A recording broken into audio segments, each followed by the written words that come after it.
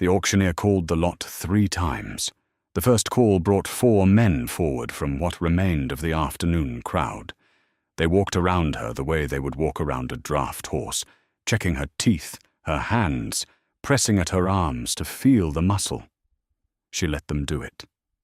She stood exactly where she had been placed, and did not flinch, and did not look at any of them directly. Not patience, not compliance. Something harder to name than either of those. 2 of the 4 shook their heads within a minute. The other 2 stayed longer. One of them pressed his thumb into the back of her hand and watched the skin settle. It settled slowly, the way skin does on an old hand. He nodded to himself, as if he had confirmed what he came to confirm, and walked away without a word. The other followed. The second call brought 1 man forward. He looked at her face for a moment, then at her jaw, at the way it had healed, crooked from some old break. He turned to the man beside him, and said something that made the other man laugh, quietly. Then he left. The third call brought silence. "Last chance," the auctioneer said. "Last lot of the day." He named a price. The men who remained, maybe 12, sunburned and tired and done with the afternoon, shuffled toward the gate without looking back. The auctioneer named the price lower. A few stopped moving for a moment, listening. Then they kept going. One of them spat in the dust. She was standing on the raised board platform at the far end of the yard. She was large, larger than most of the men who had examined her, with dark green-grey skin and heavy bones, and a face that had been hit enough times to settle into something past expression. Her tusks were small, but there, worn down. Her hair was black, going white at the temples, pulled back close to her skull. Her hands were at her sides. She was looking at something past the fence line, past the road, at something that was not there. The auctioneer dropped the price a final time. Nothing. He announced removal. At the edge of the lot, 1 man hadn't moved toward the gate. He was standing with his hat in his hands, turning it slowly, watching the auctioneer with the flat, careful look of a man doing arithmetic he has already worked through twice and is working through again to make sure. He raised his hand. The auctioneer looked at him and named the price. The man nodded once. The auctioneer looked around at the men still left. No one counted. He noted it on his paper without ceremony and called the lot closed. The man walked to the foot of the block. He was not tall. He was not remarkable in any way that announced itself. He had a rancher's hands and a rancher's face, creased from weather and time, and he looked up at her with the same quiet attention he had been giving the auctioneer. She looked down at him. Neither spoke for a long moment. Then he stepped aside to let her down from the block. He did not know, standing there in the flat afternoon light, that he was also buying the answer to a problem that had been costing him sleep for 3 months. He was not thinking about that. He was thinking about what she weighed and whether the cart would hold her, and how far it was back to the ranch before dark. That is where this story starts. A man with a practical mind, and a woman nobody wanted. What happened next took time to become clear, and when it did, it started with a horse. The road back was 3 hours in a cart, with 1 wheel that needed grease, and a roan mare who had opinions about the pace. Neither of them spoke. Grail sat in the back on a flat board that served as a bench. The cart was not built for someone her size, and she rode with her knees drawn up and her hands flat on the board beside her. She did not complain. She did not look at him. She watched the land go by, the way you watch something you are filing away for later, taking note of the turns, the hills, the distance from one thing to the next. The country was dry that time of year, red clay and sparse grass, the kind that asked something of you whether you had anything left to give or not. Cole kept his eyes on the road, and his hands on the reins, and his thoughts where he kept them. The ranch came into view just before the light went orange. It sat in a shallow fold in the land, 3 buildings and a well and a fence line that ran 200 yards in both directions before turning south. One section of the fence was down. A gatepost leaned at the wrong angle, the wire beside it curling into the grass. He saw it the way he always saw it now, a little worse each time. The way a thing gets when the person who cared most about it is not there anymore. There had been a garden. The plot was still there, outlined in stones that she had set herself, stone by stone, in the second summer after they built the house. Nothing grew in it now except weeds and one dead stalk of something that had reseeded itself and come up wrong. He did not look at it as the cart passed. He had learned not to. He unhitched the mare and put her up. When he came back to the yard, Grail was standing exactly where he had left her. She had not gone looking around the way some people do when they arrive somewhere new. She was just standing with her bag, which was not much of a bag, waiting. "The bunk room is through there," he said, pointing at the smaller outbuilding beside the main barn. "There's a cot and a lantern. Water's at the well." She nodded once. He started toward the house, then stopped. "Her name was Mareth," he said. He was not looking at Grail when he said it. He was looking at the garden. She planted it. He went inside. She stood in the yard a moment longer. Then she picked up her bag and turned toward the bunk room. She did not make it 10 steps. The sound came from the far barn, the one set apart from the others at the end of a short dirt track, and it was not quite a horse sound. It was too deep for that, and too percussive, something heavy hitting the wall boards with a weight that made them rattle in their frames. It went on for a few seconds. Then it stopped. Then it started again. Cole came back to the doorway. His jaw was set in a way that was not quite anger and not quite resignation. Something between those two things that did not have a good name. Grail had gone still. She was facing the far barn now, her bag hanging from one hand, her head turned slightly, the way an animal turns its head when it is sorting through a sound it has not heard before. She stood like that for a long time. Then she picked up her bag and went to the bunk room without saying anything.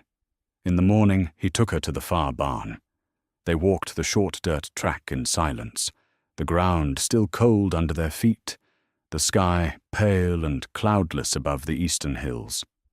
The far barn was set apart from the others for a reason. You could hear it before you reached it, a low, restless sound, like something large wearing out the floor. Cole had stopped keeping count of how many times he had made this walk. The stallion was at the far end of the pen when they arrived, but he moved as soon as he saw them. He came to the fence with his head up and his ears back, and walked the perimeter the way a man walks the edge of a room when he is deciding something. He was dark, almost black, with a white blaze that ran from his forehead down past his nostrils, and he was big in a way that was less about height and more about density, the kind of animal that takes up more space than his measurements account for. He stopped at the corner nearest them and looked at Cole. He did not look at Grail. 3 men tried, Cole said. He leaned on the fence rail and kept his voice flat. First was Aldrich, best horseman in the county, people said. He roped him and ran him down and flanked him in the yard, the way you do. Horse threw him the first time and bit him the second. Aldrich said there was nothing wrong with the method, and he was right. There was nothing wrong with the method. He paused. Then there was Pell. He tried sacking him out. Took a day and a half. The horse got worse. Each time Pell put the cloth on him. By the end, he was coming at the cloth instead of shying from it. Pell said he had just learned something new to hate. The horse had resumed his pacing. He moved with a kind of controlled urgency, not frantic but purposeful, like he was maintaining something that required maintenance. "Third man," Cole said. The horse put him into the fence post with his shoulder. Nothing broken. He was walking by the next morning. But he said he'd done what he could, and that was that. The horse had not changed after any of it. It had simply gotten very good at one thing. Grail was watching the horse. "He is not a bad horse," Cole said. "He never was. He is just a horse that figured out it could win, and then kept winning until winning was the only thing it knew how to do." He was quiet for a moment. "He is no good to me the way he is. He should be. That is all." She asked her question then, without turning from the fence. "How long has he been alone?" Cole looked at the horse, then at her. "Since before I got him. A year. Maybe more. The man I bought him from kept him separate." She nodded once, and did not say anything else. Cole watched her face while she watched the horse. She was not looking at the horse the way the three handlers had looked at him, the way you look at a problem you are calculating how to solve. She was looking at something else, something that was not the horse exactly, or not only the horse. He did not know what she was seeing. He was not sure she would have told him if he asked. He was not sure it would have made sense to him, even if she had. The first morning, she went to the fence before he did. He found her there when he came out at dawn to check the yard. She was standing at the far fence in the grey light, about 10 feet back from the rail, her hands at her sides. She was not doing anything.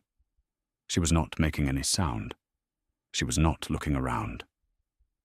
She was simply standing there the way a post stands, like she had been there all night and intended to be there all day. He went back inside and had his coffee. When he came out an hour later, she was still there. The stallion had been at the back of the pen when she arrived. By mid-morning, he had worked his way to the front fence. He came at it twice before noon, both times at a full run, turning at the last moment and rearing along the rail. She didn't move. She didn't step back. She didn't make a sound or shift her weight or put her hand up. She just stood. He retreated both times to the far end of the pen and stood there with his sides heaving, watching her. Cole watched from the field where he was mending the downed section of fence. He told himself he was not watching her specifically, that he would have noticed anyone standing that close to the pen for that long, that the work brought him near enough to see. He knew that was not quite true, but he let himself think it anyway. He had tried to work out the thing she was doing. There was no rope, no cloth, no approach. She was just standing there. He thought of the 3 men who had tried before her, each one skilled, each one using the right method for the problem they thought they had.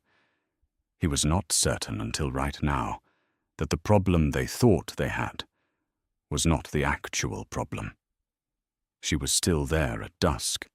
The light was going orange and low, and she was a dark shape against it, standing at the same fence, the same 10 feet back, her hands still at her sides. He watched her from the kitchen window for a moment before he started on supper. He went inside when it was too dark to see. The second day was the same, except the horse only charged once. He came at the fence mid-morning with the same speed, the same force, and pulled up at the rail just as she didn't flinch. He stood at the fence for a long moment this time, breathing hard, looking at her. Then he turned and went back to the far side. She stayed another hour. Then she moved. Not toward the pen, but along the outside of the fence, slowly, until she was standing near the gate instead of the middle rail. She stopped there and stood for a while longer. Then she came back to the house. That evening, Cole put food on the table and sat down. She came in from outside, washed her hands at the basin, and sat across from him. He did not ask her anything. She did not offer anything. They ate. The food was plain, and there was enough, and that was all there was to say about it. After dinner, she went back to the bunk room. He sat for a while at the table by himself, and then went to bed. He lay awake for a long time, not thinking about anything in particular, just listening. The night was quiet. From the far barn there was nothing. No sound, no hammering at the walls, no restless pacing that he could hear from this distance on a still night. The horse was quiet. He did not know what to make of that. He lay there for a long time, trying to decide, and then fell asleep without deciding. The third morning, she was gone before he woke. He lay still for a moment when he realized the bunk room door was open. Then he got up and dressed in the dark and went outside. The sky was grey at the edges, and the yard was empty. He looked toward the far barn. She was at the gate of the pen. She had nothing in her hands. No rope, no strap, no crop, no cloth, just her hands. She undid the latch and pulled the gate open and stepped inside and pulled it shut behind her. He heard the latch click from where he stood. The horse was at the far end of the pen. He had turned when he heard the gate. He stood with his ears back and his weight settled over his hindquarters, the way a horse stands when it is deciding between two things. He did not charge. He watched her. She stood just inside the gate and did not move. A minute passed. Maybe more. She stood with her hands at her sides and her eyes somewhere near the horse, but not quite on him. The way you look at something when you do not want to seem like you are looking. From across the yard, Cole could see the horse was tight in every line of him. Tight. Waiting. But the horse did not move. Then she moved. Not toward him. Parallel to the fence, slowly, along the inside of the rail, walking the perimeter the way the horse had walked it the past 2 days. She did not hurry. She did not look at him. She moved the way a person moves when they are in a room that belongs to someone else, and they know it. The horse followed her with his eyes. His feet didn't move. His ears stayed back, and his body stayed tight, but his feet didn't move. He had the look of an animal that had expected one thing and found something that was not that thing, and did not know what to make of the difference. She walked the near fence, turned at the corner, walked the far fence. She moved through the same space the horse moved through, at the same slow pace, and she did not once turn toward him. After a time that was longer than it looked, the horse lowered his head. Just slightly. Not much more than an inch. He did not step toward her. He did not make a sound. He just lowered his head and held it there. It was a small thing. It was the first new thing the horse had done in 3 months. Cole was at the fence rail. He did not remember walking there. His hands were on the top rail, and he was watching in the way you watch something you cannot look away from, but also cannot quite believe is happening. He had watched 3 skilled men try this horse. He had watched all 3 of them fail. This looked nothing like any of those days. He did not call out. He did not move. She came back to the gate after a while. She unlatched it, stepped through, latched it again behind her. The horse had not moved from where he stopped. He was still standing with his head slightly lowered, watching the gate. Cole looked at the horse for a long moment. He had not seen the horse stand still like that since he bought him. She walked to the well and drew water and washed her hands. She came back past Cole without stopping. She said nothing. He said nothing back. That was enough. The 5th morning, she rose before the sky had color. He heard the barn door from inside the house. That specific sound. He had stopped hearing it after the first winter. He dressed in the dark and went out to the porch. She was not at the well. A lantern was moving near the far barn, swinging once in the wind before it settled. He followed at a distance. She had the lantern set on a fence post inside the pen. Its light fell pale across the floor. She had one item with her, a length of leather strap, dark and wide, coiled in her hand. The horse was at the far end. He had not charged. He was tracking her with his eye, ears back, weight over his hindquarters. Still and tense inside the stillness. She moved toward him the way she had moved every morning, wide of his head, slow. She stopped when she was at his near side, just out of reach. She stood.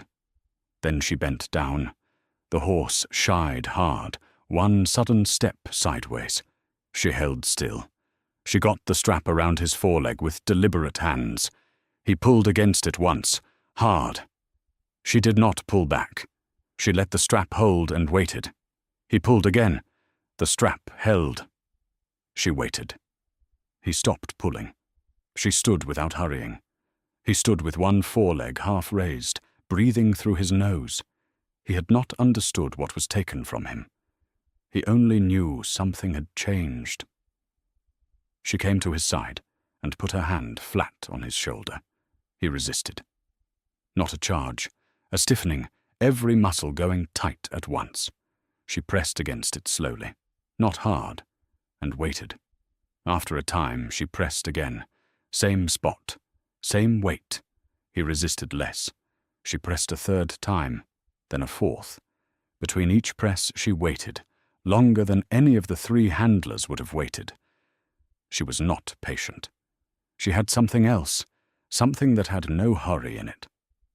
The horse's foreleg bent at the knee.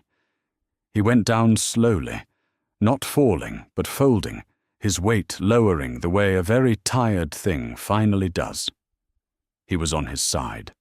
She lowered herself to the ground beside him and put her hand flat on his neck. She sat in the lantern light as if she had nowhere else to be. Cole was at the fence rail. He did not know when he had walked there. The horse was on the ground. The orc woman was sitting beside it, with her hand flat on its neck. She looked like she was at rest. He had watched 3 men try this horse, each one skilled, each one using the right method. All 3 had failed. What this woman was doing was not the right method. It was not any method he had a name for. He didn't call out. He didn't move. A long time passed. The horse's breathing slowed. The white ring at the edge of his eye went down. She moved her hand from his neck to his face. She touched his muzzle, then the flat of his cheek. She moved her hand along his neck and shoulder and back. He lay still. He let her. She sat back on her heels. Then she stood. The horse lay still for a moment, then gathered himself and rose. It took him 2 tries. When he was on his feet, he stood beside her. He didn't run. She unlatched the strap from his foreleg. She led him toward the gate. He followed her at a walk, head low, stepping where she stepped. Cole stepped back. He watched Grail extend the lead toward him without a word, the way you hand someone a tool when you are finished with it. He took it. She walked back to the house, without looking at him. He stood in the yard in the early light with the horse breathing steady beside him. He did not know what to do with what he had just watched. The horse that had put 3 men on the ground was standing quiet. The sun was coming up. 3 days after the breaking, Cole saddled the stallion. He did it slowly, the way you do anything with an animal that has earned the right to be taken seriously. He set the blanket and the saddle and cinched the girth in stages, waiting between each step. The horse stood. He tossed his head once when the girth went tight, and then stood again. That was all. Cole mounted from the left side, and the horse moved under him, a shift of weight, not a fight. He sat still and let the horse find him. They worked the near field for an hour. The horse was not what you would call easy. He pulled against the bit at the fence corners and threw his head twice at nothing visible. But he did not buck, and he did not bolt, and he did not try to put Coll on the ground. That was something. After what he had been, that was a great deal. He worked him again the next morning, and the morning after. On the second morning, the stallion stood at the barn door, watching him cross the yard. On the third, he moved toward Coll without being led. Each day the horse was slightly less of what he had been, and slightly more of what he had the capacity to be. On the fourth day, a rider appeared on the road that ran along the north edge of the property. He stopped when he saw Coll in the field on the stallion and sat there for a moment, then came to the fence. His name was Kern. He had the ranch 2 miles north and had known Coll long enough to have helped him dig the foundation of the house. He had also known the stallion's history. The county had. "That the same horse?" he said. Coll pulled up along the fence. "Yes." Kern said nothing for a moment. He looked at the horse, who stood with his ears forward, working through some private assessment of the fence post nearest him. "You get somebody to help you with him?" "Yes," Coll said. Kern looked toward the well. Grail was there, drawing water, her back to them. She was working the way she worked at everything, steadily, as if the yard and the task were the only things in it. He watched her for a long time without saying anything. He had the look of a man recalculating something he thought he already knew. Then he said, "Right," and turned his horse and rode back to the road. He did not look back. That evening Coll put a different plate at Grail's place. He added a piece of salt pork beside the usual portion and filled her cup before she sat down. He set it all out and then sat across from her and said nothing about it. She sat down. She looked at the plate. She did not look at him, and she did not say anything. She picked up her fork, and she ate. He waited until she had nearly finished. Then he said, "Where did you learn to handle horses like that?" She was quiet for a moment. "Before," she said. He did not ask before what. He looked at his own plate, and then at the window, which was dark by then, and he turned his cup slowly in his hands. The question had been answered, and it had not been answered, and he knew it, and she knew it, and neither of them made anything of that. He knew the word would spread. The county had watched 3 men fail with this horse. People would see it working the field, and they would ask who broke it, and then they would look at the woman he had bought at the end of a long afternoon for next to nothing, and they would have thoughts. He could not say what kind. He had not let himself think that far. Not that night. There was enough already sitting in the room with them, without adding anything else to it. On the third day after the breaking, Coll came back from the north field at noon to find one section of the downed fence mended.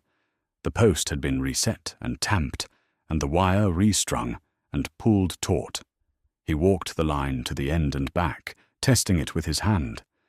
It was solid work, the kind of work that expects to last.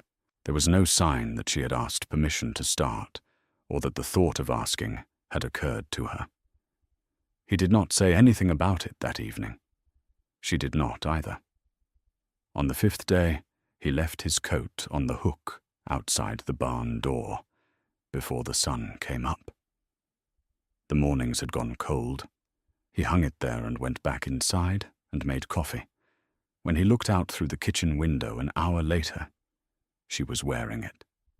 It was too short in the arms for her, and she had not bothered to button it, and it did not appear to matter. She worked the way she worked in everything, without slowing for what did not fit. He did not say anything about the coat. She did not return it. On the 7th day, she found the garden. He did not see her find it. He came out to the porch in the mid-morning, and she was already there, at the plot outlined in stones that Marith had set herself, stone by stone, in the second summer after they built the house. Grail had found a spade in the barn, and she was turning the soil. She worked steadily, without looking toward the house, without asking.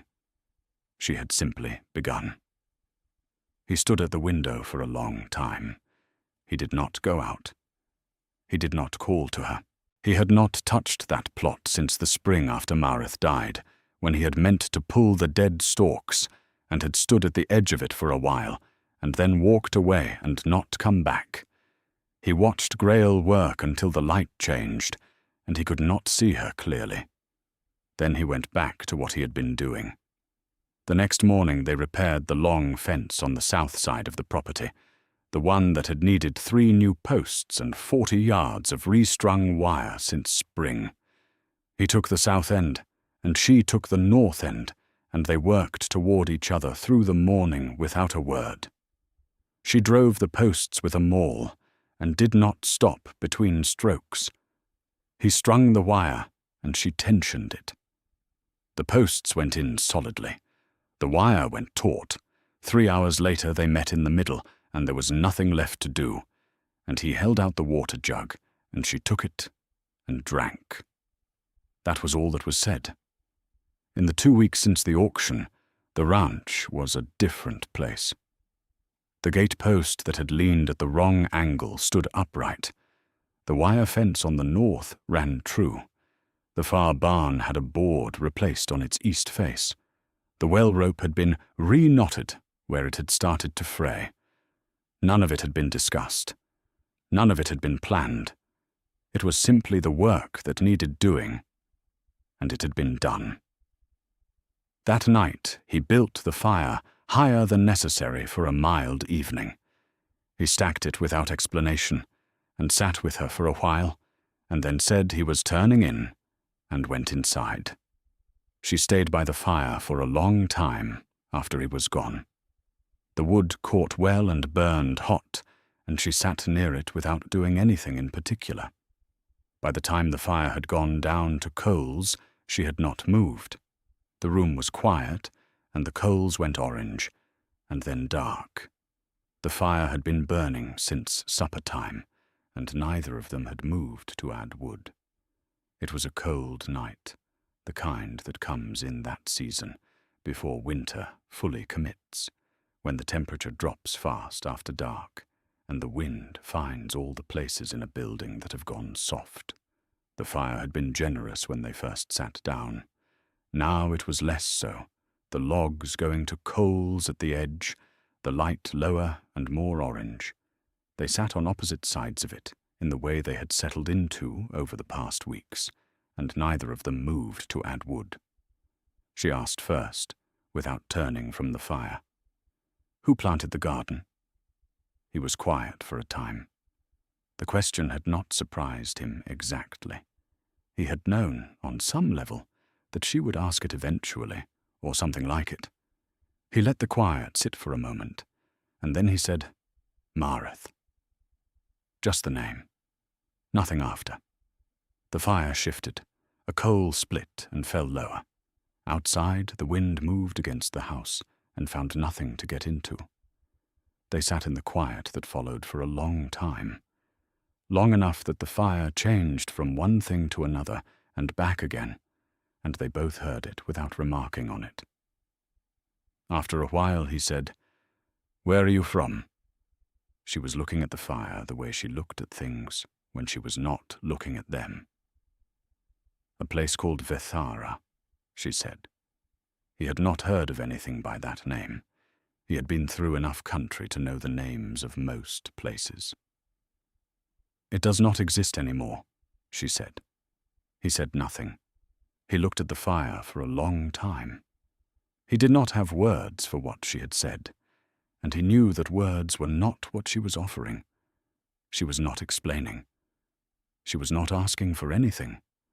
She was saying a thing that was true, in the same flat tone she used for everything that was true.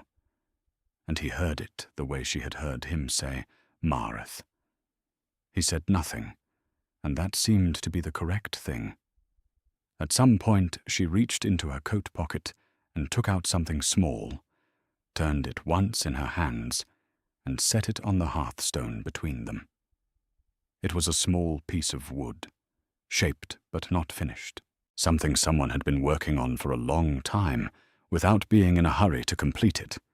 It was not remarkable in any way that announced itself. He looked at it for a moment. "What is that?" he said. "A reminder," she said. He did not ask of what.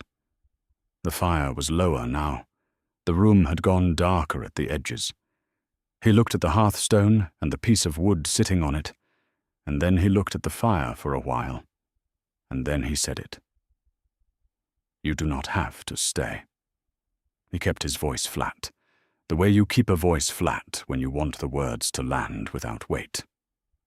"I am not saying you should go. I am saying you do not have to stay." She looked at him then.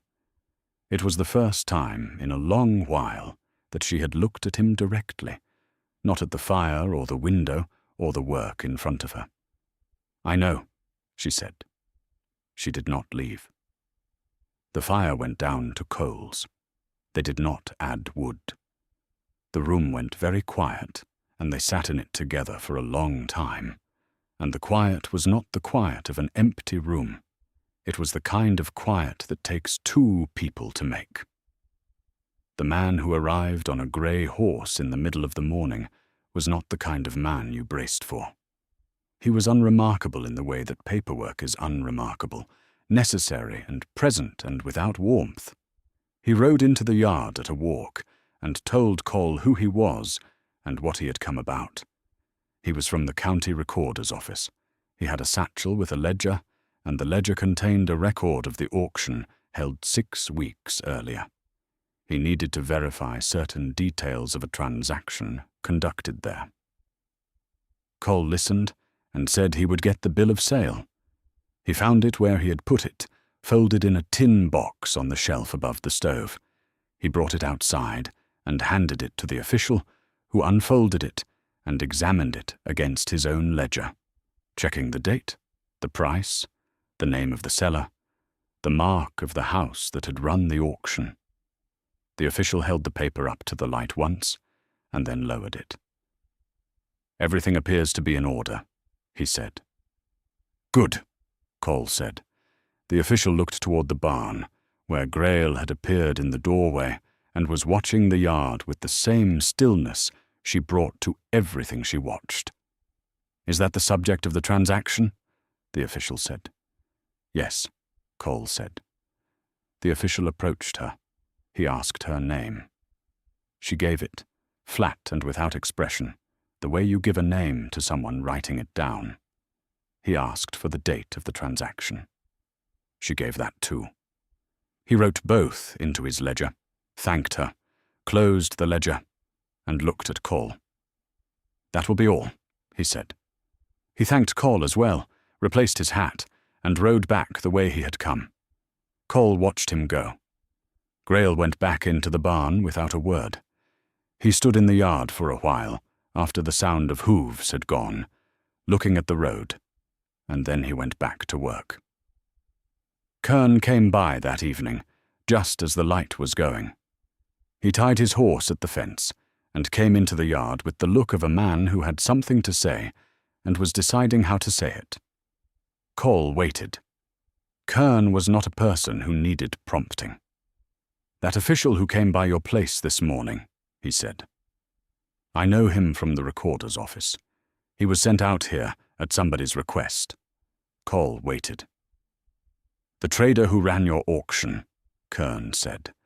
"He is claiming a defect in your bill of sale. Says the paper wasn't properly witnessed. The law requires 2 witnesses named on the document. You have one. His position is that the sale was never legally complete." Cole looked at the fence line and then back at Kern. "Is that a recognized legal ground?" he said. "It is under commercial law," Kern said. "Whether he can do anything with it depends on who he can get to listen. But he is asking." Kern rode out a few minutes later. Cole stood in the yard in the dark for a while after. He did not go to the bunk room. Grail had turned in an hour before. He sat at the table with the tin box and the bill of sale in front of him. One witness, not two. It had not mattered at the time. At the end of a low-price lot, no one had thought to call a second man over. He told himself he would say something to Grail when there was something definite to say. That was true as far as it went. He did not examine how far it went. Later, standing at the window, he saw a shape on the far road. A rider, moving slowly. Too far off to see a face. He watched until the shape was gone. He was not coming today, whoever it was. But the road did not empty the way it used to. They came in the morning, 3 riders on the road, not hurrying. The trader was the one in front. He had the look of a man who knew what things were worth and who was accustomed to sitting at the right end of a transaction. The 2 men behind him were not ornamental. They were there to be counted. Cole was in the yard when they turned in at the gate. He did not move toward them. He did not reach for anything. He stood with his hands at his sides and watched them stop. The trader pulled up 10 feet short and looked around the property the way a man looks at something he believes is shortly going to change hands. The bill of sale for this transaction was witnessed by 1 person, he said. The county recording code requires 2 witnesses for a transfer of this class. The transaction was therefore incomplete. I am here to correct that. He had said this kind of thing before. It had the shape of something that had worked. Cole had not looked away from him. Then Grail came out of the barn. She had been inside, working, most likely, when they rode in. She did not run, and she did not hurry. She walked across the yard at the pace she walked at everything, and she stopped at Cole's left side and stood there. She did not speak. She did not look at the trader. She looked briefly at the 2 men behind him, and then she looked at nothing in particular, with the quality of attention she gave to things she had already assessed and no longer needed to watch directly. Behind her, visible through the open barn door, the Stallion stood. He was at rest, head level, ears forward. He was manageable now, but he was still the same horse that had put 3 men on the ground, and anyone who had heard his history could see what it meant that he was standing there, quiet beside the door. The trader's men looked at the Stallion. A rider appeared from the north road. Kern. He came at a walk and turned in at the gate and brought his horse to a stop at Cole's right side. He did not explain himself. He did not speak. He sat in the saddle and looked at the trader's 2 men and waited. The trader looked at Cole. He made his argument again, more carefully this time, the dates and the code and the precise nature of the defect. Someone who knew the law had looked at it. Cole listened to all of it. He did not shift his weight. He did not glance at either side. "The paper says what it says," he said. "Come back with a court order." The trader looked at him for a moment. Then he looked at Grail. Then at the Stallion, standing quiet in the barn door. Then at Kern, who had not moved. Then at his 2 men, whose expressions had shifted to somewhere harder to read. He had come here with a clear picture of what he was looking at. One tired man, a low-price auction purchase, a paper with a technical defect, the kind of thing you resolved with a confident tone and a morning's work. What he was looking at was not that. He could not have said what it was. It was not a threat. Nobody had moved. Nobody had reached for anything. It was something else, and he did not have a word for it, and not having the word made him careful. Something moved across his face. Not fear. Different ground than he had planned for. He gathered his reins. "We'll be back," he said. He rode out. His 2 men followed without speaking. Nobody in the yard moved until the sound of hooves had gone from the road entirely. The 3 of them stood in the yard in the morning light. Nobody said anything for a long time. They stood there until the quiet of the yard was just the yard again, and not the shape of the thing that had left it. The weeks passed, and the trader did not return. No court order arrived.